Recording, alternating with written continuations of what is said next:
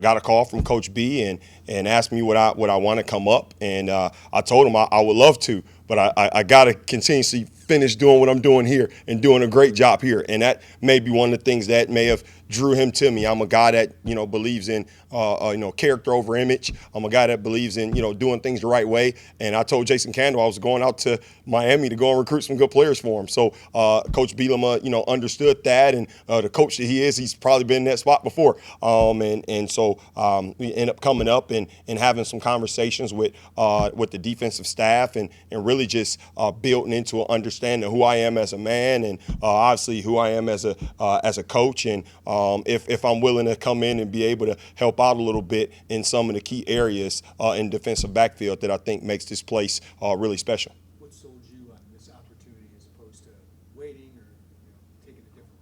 Oh, well, Coach Bielema, obviously, and the fact that he has, had success at building head coaches and building coaches, and now you got Coach Walters at Purdue and what he's able to bring to the table as far as in this program alone. The type of success that these guys are building upon is something that draws me in. It's something that creates a little bit of interest for me to say, hey, could be a good challenge, and to be along with Coach J-Mo, right, to be along with these guys on this staff, this great defensive staff. It's an honor for me to work under a guy like Coach Aaron Henry and see, what makes things work for him as a defensive backs coach has been successful to so many other places. So all the great things align in addition to it's the Big Ten. It's a great level of college football that I grew up in, grew up around, watching TV every single Saturday morning and trying to, learn about, different great players that play at this level. So definitely that drew me in as well. It's the top challenge in our Midwest. If you're from the Midwest, you want to coach and you want to be a part of Big Ten football. Coach, is a big time of year for recruiting. Have you been able to jump right in and start talking to kids? Oh yeah, as soon as I took the job, it was right now communicate with all the top guys in the Detroit, Michigan area where I'm from, so they knew, hey, Coach Parker's on the move, and I'm going to try and find a way to get some of you guys along with the guys that I've built relationships with in South Florida, along with the guys. I'm a crazy old coach that really believes in old school ways. I was the president of the National Single Wing Coach Association, and that group just goes all the way around the country. Dudes that played in leather helmets back in the day. These guys are all around the country, so they give me access to talking to kids and coaches around the country. That creates a wide variety of recruiting platforms that I can go into and really build those relationships with coaches and players that play in the same system that I believed in as a high school coach, in that single wing, that old school version of football, because I'm a defensive guy. That was my gimmick. That was my trick to help me win some games and be successful. It was a way to make the program that I was coaching in be successful. So I got to find personnel that fits. Right, and that's what this is all about: finding personnel that fits Fighting Illini football. To find a way that fits what we do on defense. So yeah, I got right on the ground, moving, communicating with guys that I believe fit who we are, what we're looking for: tough, smart, and dependable. You got to have that particular creed when you're looking for those type of guys. So for me, I knew exactly the doors to start knocking on and text messages to put out. So yeah, it's been pretty exciting getting on the recruiting road so far.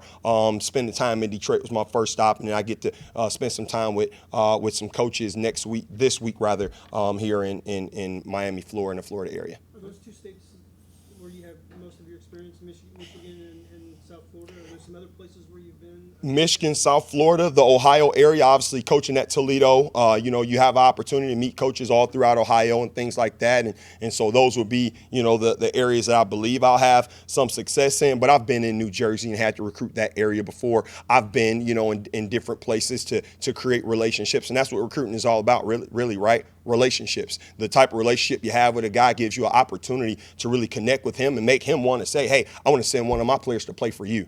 Right, because that's what it's about, and so that's what I want to make sure I'm always trying to present for Fighting Illini football. Coach, how much do you know about this place? The history of the program, the community. How much did you know about this before coming here? Didn't know much about the community that surrounds it. Not much about Champaign. I have some old teammates that I played with, that's from the Illinois area. Mike Romelli played with me at Eastern Michigan. He was a high school coach here at Plainfield East High School, and so I've got some relationships, some guys that's going to tap into me and really help me build relationships around the community. But most of all, I know about Fighting Illini football. I know about Juice Williams. I know about Dick Butkus. I know about great football players like like I said, I grew up in Big Ten country, so I know what this place really has had as far as the type of players. I know, the storied Ron Zooks and guys like that has been here, and ultimately, I know the man that I'm working for. I know about Brett Bielema, so excited to be here and just learn more about the community and try and tap into any way that I can help and help continuously serve it. Had Illinois come into your school over the years to recruit? And that happened a lot. Yeah. Coach Jameson has been inside of my school at River Rouge to recruit my guys, and obviously talked to Coach Bielema before about one of my defensive tackles that's now in the NFL. And so I've had some relationship with these guys, but I can't say we were the best of friends. It's not ha, he. It's really just a respected level of, hey, this is Coach Bielema, this is Coach Jameson, this is all of these different coaches that they have on this staff that are really, really good men. And like I said, I'm drawn to those type of people. Statistically, it was clear that at Toledo the last few years, you guys were the least penalized, one of the least penalized team in the nation, especially when your defensive backfield. That was the opposite of last year here at Illinois. How do you, in layman's terms, go about kind of coaching that type of discipline once you get here? I think discipline comes from, a certain language of love. Like, the kids got to know that you care about them as people and that you're talking and experiencing things with them. So if they get a penalty, I get a penalty too. So that was my fault for not doing the best job of preparing you. So I'm a thumb pointer. I'm not a finger pointer, right? And that's the first part. So they know I'm doing this with you. I'm going through this battle with you. The rules of college football and football itself are very, very tough for defensive backs to live in. So let me teach you from guys that are living in an even tougher world in the NFL. So I have different mentors that are in the NFL that are defensive backs coaches that were at some point college coaches, and they came inside of my building to recruit my players. So with that, those guys came and asked me questions. Hey, Corey, how are you teaching this type of technique? How are you teaching that type of technique? Well, it's a lot of reciprocity in that relationship, because now those guys are now ready to pour into me and give me, hey, this is some of the things that we do at practice that you may want to try. So we really do a great attempt of not touching guys after 5 yards, because that's a real thing in the NFL. That is a penalty. Well, in this particular league, you can do it, but why would I allow you to do it if we can find a way to play great with our eyes and great with our feet and be in great positioning to set up an overthrow or even create a PBU? So it really comes down to, having some discipline at what you're doing, but how you're doing it. We'll put on oven mitts at practice, boxing gloves at practice. I got nothing to grab, got nothing to hold, because my hands are clasped in a closed surface. So those are some of the things that I've did in the past. I can't guarantee it's going to work. It's no secret sauce, but you just got to work in it. You got to believe at it. And most of all, you got to be able to communicate with your players with a level of love language that they want to do it for you, because they're doing it with you. So that's my outlook on how we were not penalized over the past couple of years so far at Toledo. Corey, obviously spent a long time in high school. Yeah. You made that jump to Toledo, and now you're Power 2, I guess Power 4 assistant. Like, how would you describe your journey from there, and why was it the right time to make that leap when you did to Toledo, and then obviously now? Well, that was hard.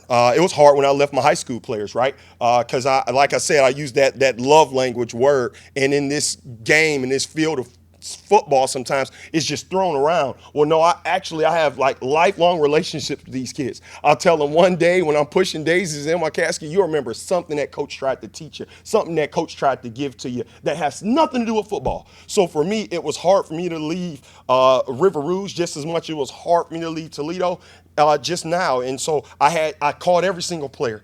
Right? I talked to every single guy. Those are some heartfelt conversations. But most of all, those guys were proud of me and they were happy for me.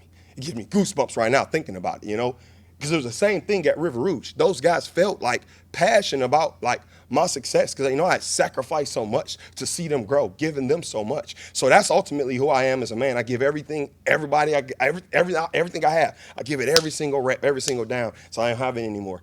So it was tough. I can't say it was the right place or the right time, because you just don't know how that particularly works. When a call came, I just did the best I could at that particular rep. But I had to also show Coach Bielema that I'm a man of loyalty first. So I let him know, hey, I do want to have a conversation with Coach Jason Candle, because I care about him as a person. He took a shot on me as a high school coach and gave me a chance to come to Division I football. So let me have a conversation with him. And then I went to go have a conversation with Vince Karras, our defensive coordinator. Then I went to go have a conversation with the safety coach, Ross Watson, to let them know who I am and what I'm about.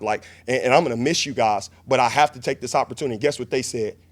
Coach, you got to take this opportunity. You're ready for it. We know you are. So we're going to be behind you 100%. So those are still lifelong relationships that I have, forever. You never know, scouting report wise, who we may come across that they may have played. And so you never want to burn a bridge. Your parents always teach you that growing up. Well, I'm trying to be a living testimony of that. You treat people the way you want to be treated, and you love them up as much as you can until you can't anymore when they're not here. So yeah, it was tough to leave Toledo, just as much it was tough to leave River Rouge, but those players and those coaches, they cheered me on and say, hey, we're behind you and we want to see you go and grow and make that place special too. You obviously have more you want to do as a coach, but what Yeah. are you most proud of to this point as you kind of reflect back on your road here? What am I most proud of? The most proud of changing a community of River Rouge that didn't have, FBS players or guys that was going off to college. We put over 150 kids in different schools around the country, and now three of those guys just got picked in this past year's NFL draft. I stayed lifelong connected with those guys and tried to help them navigate through different ages and different lifestyles and different things that always threw at you as distractions. And I said, you know what? I'm your first coach. I'll tell you who's the right people to be around you. Because if you pick the right person, then what does this path look like? Because it's not going to be about money. It's going to be about what your path in life is going to be after this. And if not an agent, not a financial advisor can help you at that, then I don't want you a part of it. So once again, it's just me just connecting myself with my players and really looking at it as a family point of view, the same way a dad would look at it. So ultimately, coming here, I want to bring that to my room. I want to bring a relationship in the room that has some reciprocity in it of a father to son. This is what I want to give to these guys. This is what I want to give to Xavier. The same thing that I did at Toledo. This is what I did. This is what I wanted to give to Quinyon Mitchell. This is what I wanted to give to Chris McDonald because they had never saw it. They had never felt it before. But I thought it's so much authenticity when you give to a guy and you have nothing left other than just, I want the best for you. It's no intentional pieces to it other than I want the best for you. And that is it. And so if I want the best for you, I'm going to give you my best. So that was when I look at this crazy roller coaster that I've been on, I've been blessed to have, the man upstairs just sitting right there as that guard that you put down at Cedar Point right over your lap. I've got the good man upstairs to really just keep me grounded and keep me seated all the way through it, along with my wife, just helping keep me grounded through it all. Coach, a little bit unusual time to step into a new job with the kids out for summer. Have you been able to talk to any of the players yet and familiarize yourself with the position group? Yes, sir. I've been spending a lot of time, just making text messages and phone calls to guys and making sure they know who I am. But I would think that would be where I'm from. That would be fake if I just called a guy and that was the first and last time he talked to me until he got here. So I told those guys it's going to be a series of calls and texts that we're going to have over these next couple weeks until you guys get back on campus. So when you see me, you feel as if it's somebody that you know, because we have to hit the ground running now. It can't be they're learning who I am and how I communicate and how energetic I am when they meet me. They got to feel it on the phone calls, right? They have to see it. They got to have a very good understanding, because I believe that will create a level of success and understanding for them and who they are and what they're trying to do, being a defensive back in our room. So yes, a lot of phone calls, even some last night with Xavier and some of those guys that just, are heartfelt. Those guys want the best for Fighting Illini football, and so do I. So we're able to connect the dots and figure out what their goals and aspirations are in life that has nothing to do with football, because then we make football very, very easy at that point. Corey, I imagine you bring this energy constantly. Yeah. Aaron has similar personality. What's been the vibe of you two so far as you work to elevate that defensive back room? Great dude, man. Just his level of understanding of the positions, his level of understanding of what Coach B wants and how he brings it to the table and brings it all together is amazing. And I'm drawn to it. I want to learn more from him, but I want to also be right there side by side with him, helping him lead the charge for us to have one of the better defensive back rooms. And it starts off in the Big Ten, and then from there in, the Midwest, and then it goes from there in the dang on country. So I want to create a goal-driven point of view to really help this man keep doing what he's doing by building, Division I players that are really, really good players that become first-round draft picks, right? He's got one, I've got one. So we both got a feather in our hat that's a little bit different than most guys, but I think it all comes back to that love language that I talked about. He's willing to speak into their hearts, and so am I. Obviously, that's a great sell to have the two top drafted corners the last 2 years. What was key in developing Quinyon? What was the key to that relationship working and him developing? Well, just like I said, it was a father-son, a family relationship, right? I had to be able to own whatever his difficulties were as a player and help him continuously get better at those difficulties. But a good player doesn't want to hear about his difficulties unless he knows you care about him, right? So I had to really become transparent about, hey, this is what's wrong with your eyes when you have an in-breaking route. We got to fix it this offseason. Or this is what's wrong with your hips when someone gives you a double move. This is what we have to do. So we went through every single step. And the number one thing that he asked from me was to coach me hard every day, coach, no matter what. And that's what I did. That's what I gave to him. And he was able to trust me to give him information from all of these different NFL mentors that I have that I'm able to now pour inside of a cup that wasn't full. It was empty, and he was willing to take in everything I was willing to coach him. So had an open heart and an open mind and willing to learn, but he also ran, 23 miles per hour on a catapult too. That helps him out a little bit too, You coached against this team a year ago. Yes, sir. Did it ever dawn on you, hey, I could come back here and work someday? Was that even in your head ever or not? I was just in shock and in awe about how many people was in the stands. It was beautiful. I'm like, this place is packed. I got to coach my butt off today. So I was just thinking about winning and helping my guys be successful first. But was I a little bit like a dreamer? The kid in me, the 8-year-old old football player in me that said, man, I would love to coach or play in a place like this. Yes, sir. No doubt. Because that's rare. You know what I mean? It's rare, to have that many people. They're out there for pregame. You know what I mean? Like, ready to go. And so I was excited, and definitely it was something that I knew when Coach B, gave me that call. I knew, like, this is something to really fight to get, because they got a very good following, and I want to be a part of that. I want to help that place. So, yeah, I was a dreamer a little bit too, but I was thinking about winning when I was out there, to be honest.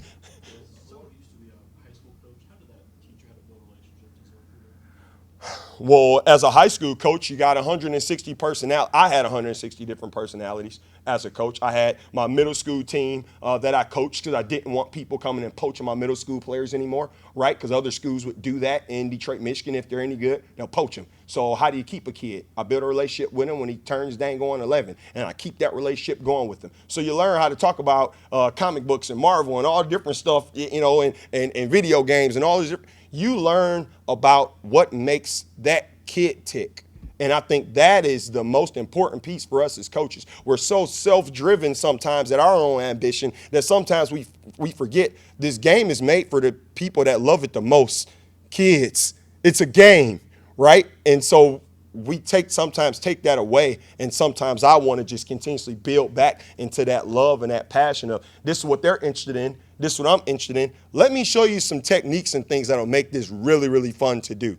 So I make football fun, right? Football should be exciting. That's where it started, and that's where I want it to end for every single one of my players. So that's how I did it, just tapping into their interests. But like I said, there was a lot of different personalities. So I had to be a subject matter expertise, a SME, at like changing what I was interested in a bit in the minute that they were interested in things. You know what I mean? So, whatever type of neighborhood they were from, trying to merge myself into understanding that neighborhood. Whatever type of parenting structure they were from, trying to merge myself into that type of parenting structure. Whatever type of foods they like, trying to make sure that, hey, when I have the teen moms make something, I'm going to have them make something that you're interested in. So really, once again, being self-invested into what the players are interested in so they can understand, man, that dude really cares about me as a person, and he really wants to see me grow as a person. So I ain't just saying it, ain't just lip service. I'm showing it, right? People can talk a whole lot. What are you willing to show you're going to do? So that's what I did as a high school coach. And like I said, from the middle school team to the JV team to the varsity team,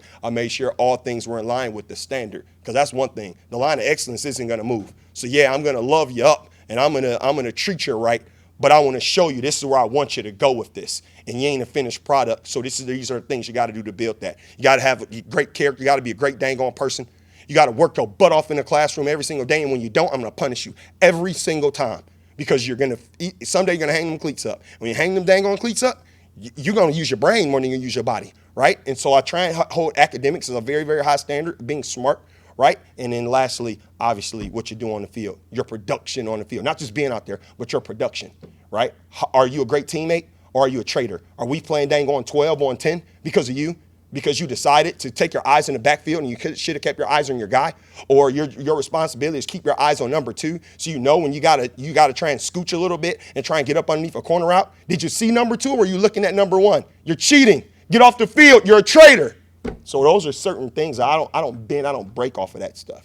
Like, I hold them to high standards and I hold them to a level of accountability, but I can do that because they know I love them and I care about them. For a lot of the recruiting areas you mentioned, we've seen Illinois try to already have a footprint or try to maybe expand their footprint. And like, what was the level of appeal for you when you realized that maybe some of those connections you had built over the course of time would translate here as well?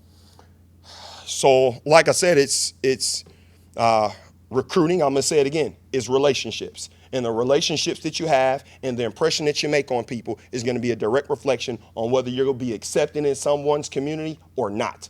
And so I would rather be the guy that treats every single coach as if he has the goose that laid the golden egg.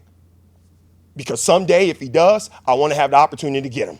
You know what I mean? So for me, looking at those recruiting zones that they're already in, these guys are already doing a fantastic job of getting guys from all over the country. My job is just to make sure the state that Coach Bielema says that I'm responsible for, I need to shut it down. It needs to be mine. The same way I did as a high school coach. This needs to be mine. And when people see me coming, they need to know, oh, here he comes. But it all comes back to the relationship piece. Why would people be so fearful of a man? But I'm a man of many spirits. I'm a man of many relationships and many friendships. That's what they fear the most, because they, on the other end, other coaches have decided to walk past a coach and act like he wasn't there because he doesn't have a nice, sweet logo on. Well, who are you to do that? You're passing judgment on that guy? I'm not that guy. I'm a guy. I want to shake hands with every single dude. I want to know who you are, where you're from, what you're about. Why not? We got nothing but time on this earth. Why not use it and try and build a relationship in it? So once again, recruiting for me is all about relationships. And I think any state that I go inside of, I'm going to do the best I can to find those old national single wing dudes that I can, hey, tell me about the coach at such and such high school. I need his number. And so that's how it really works. That's how you really get in there, because now that guy making that call for me is a lot different than me sending a cold text or a cold call. Hey, I want to come in your school. Who are you? So it's all relationships and how you treated people, and ultimately people that want to do good things for me because I've did good things for them. Did I answer your question? When you made the decision to leave high school, I mean, that was 13 years, I think, as a head coach or whatever. Yes, sir. That's always a tough one for people because it's like college assistant is a nomadic lifestyle. You might be 2 years here, 3 years. What was that decision like for you? Had you thought of it before, or was this the first time you said, I want to move on to college football? I was passionate the entire time by saying to myself, one day I want to be a college football head coach. So I knew there would eventually be some things that would have to change inside of my family structure. So most of all, I try and be the dang on best husband and best dad that I can be every day, because I knew someday the lifestyle that we have could change. And if I wasn't involved in the things and the sports and the activities that my kids and my wife are involved in, then I would have been a part-time dad. So when we did have to make a change in our course schedule in our life, it would be tough because they never got the full amount of me. Well, I've been giving them the full amount of me the same way I give to the players, right? And so people wonder, like, how do you have enough time? How do you have enough energy to do it? It's just being authentic. And just when I'm there, I'm there. You know, when I'm sitting on the couch, I'm just sitting on the couch with them. I'm not on my phone. I don't care about who's tweeting and texting and all that crap. All I care about is what my son and daughter is watching, what my wife wants to watch, and then the 4-year-old daughter is crawling on my back asking me to make her some dang on ice cream. So just being a great dang on dad, I cannot get fired from that job. I cannot get fired from being, her husband. They did not ask for this lifestyle. It's a lifestyle that became a part of dad's crazy ambition. So to answer that question, it's really, I give them everything that I got, and I'm going to keep giving them everything I got, even though I may get home sometimes at 11:30 p.m. after practice and after meetings and after watching film and after doing my work in my office. And they'll be okay with that, because throughout that day, all the way until 11:30, I've probably talked to them dang on 8 or 9 times. I've texted, I've called, hey, what's going on at home? Hey, what you guys doing? Hey, what we got for dinner? You need me to send any food, or if you need me to do anything. So just being authentic and being there, being present, even though I'm not physically present, is the most important piece. And my wife is a soldier. She's a soldier. She's awesome. I mean, she came inside the high school and helped me change that place. I'd be crazy to say I did it all by myself. She helped change the young ladies in that place the same way I changed the young men. And we did that as a team. And with that, she has honored the fact that I was sacrificing so much of this time of getting into that road of becoming a college coach. So she can see now that jumping into this thing after being a head coach for 13 years and being an assistant coach at the college level for 2 years, I've never been a GA. I've never been a QC. So I don't have like that opportunity for a coach to just call me because I work for this guy and work for that guy and work for this guy, work for that guy. It has to be my production and my dang on merit right now. So she understands the skillet is hot and we got to get moving and do the best we can for the people that we're working for now. It cannot wait. And so she gets it and she loves me for it, and I honor her and I love her for that too. So it's really like we're different, bro. Like we're really different in that space, or she's not concerned with dad and husband not being home because she knows she's going to hear from me and I'm going to talk to the kids, FaceTime and all that stuff throughout the day too. So the decision to move a couple states away, I mean, Detroit and Toledo aren't far. Yes. This is a big move for a family. Huge What move. was that conversation like? The conversation was, baby, do you want me to give my all for this? She said, give it your all. You can do it. So, man, Coach, anything different? it's tough, but it was exciting because she, when you get that pat on your back from your wife, bro, like nothing can stop you. You know what I mean? It's like that old school pat on the back from mom or grandma back in the day. Nothing, you're like invincible. So she told me, go get it. Okay, I got it. So, yeah, so she's happy, I'm happy. I'm going to do the best here. You know what I mean? Anything different here, scheme-wise or technique-wise that you've had to pick up on? I know Coach Henry likes to play a lot of press man. Anything different here? No. So his press man and my press man have a lot of mirrored similarities, right? And I think he has did a great job where he has been with his defensive backs, at Vanderbilt and different places that he's been in and had tons of success with the different techniques that he believed in. So my job is to merge my thoughts with his and also to add just a little bit of my flavor inside that pot of gumbo too, so that it's not too salty, but it's not too bland either. So it's got to be something that ultimately is the best for the personnel. It's the best for the scheme and what we're doing. So I'm not too self-observant to say, oh, yeah, we have to do it my way. No, it's our way. It's a family. It's the Fighting Illini way. So that's what I'm all about right now, is just trying to get an understanding of the when and the why behind the different techniques that they use, what down and distances they use it. Because now we're able to teach our players scenario-based football. And that's what I think you're really trying to do, is make sure the players understand what scenario they want to use, what press technique in, and the why. Because once they have that answer, it's not much coaching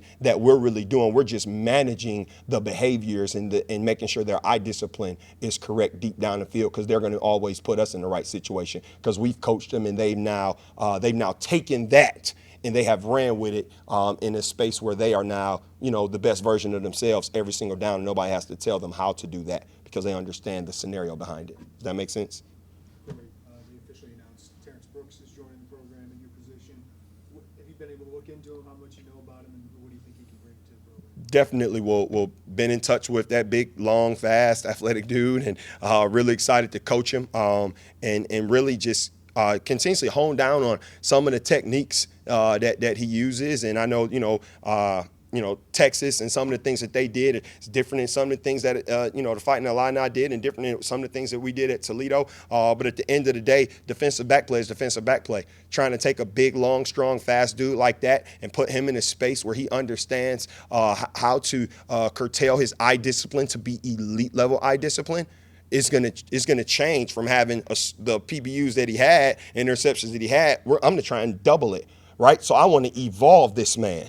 I don't want to take anything away from him. I want to evolve him and help him become better, just the same way that the entire defensive staff wants. So I've seen him, I've talked to him, and definitely very, very excited to coach him, because he's that body type is the nuance in college football, but it's rare when that's that body type and they're that twitchy. So the dude can do a lot of good things, and right now it's just seeing how well he merges into the room, learns the scheme, gets in this place, and really learns how to be a great teammate first, right? Because we hear all the transfer stories and how it all works itself out. Well, my job is to make sure, I'm behind him 100%. And yeah, the football stuff is cool, but how do you be a great teammate? How do you make those other 10 dudes on the field trust you unequivocally?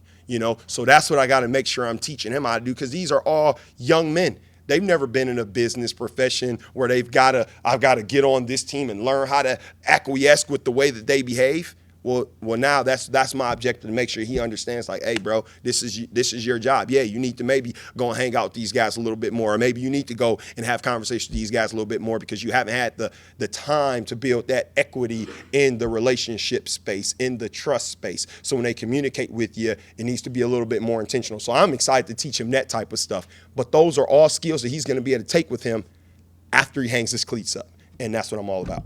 What's the response maybe been from the guys with the texts and calls the last Oh, man. Yeah. The texts back have been crazy. Like, Coach, I'm excited to play for you, man. Let's go. It's that type of deal because, it seems like every time I talk to somebody, it's like a pregame speech. But I don't know any other way. Like, I am this jacked every single day. And I didn't even get to finish my coffee. I just had like 2 sips. I really want to enjoy it. But, this is who I am. I was the same way as a player, right? I'm the same way as a coach. I'll never change. Once again, where I'm from, East 6 Mile in Detroit, we call that being fake if you change up, right? So the conversation with the guys have been very, very receiving, very, very exciting. Xavier's talk with me last night was like, Coach, like, man, I want to get better. I know I can do more. It's just different stuff that these guys are saying. Like, they want more from themselves, and they want somebody to continuously help amplify that. That's crazy, because they going to get it. They going to get it from me. I'm going to give them everything I got. So I'm excited about that. Yeah.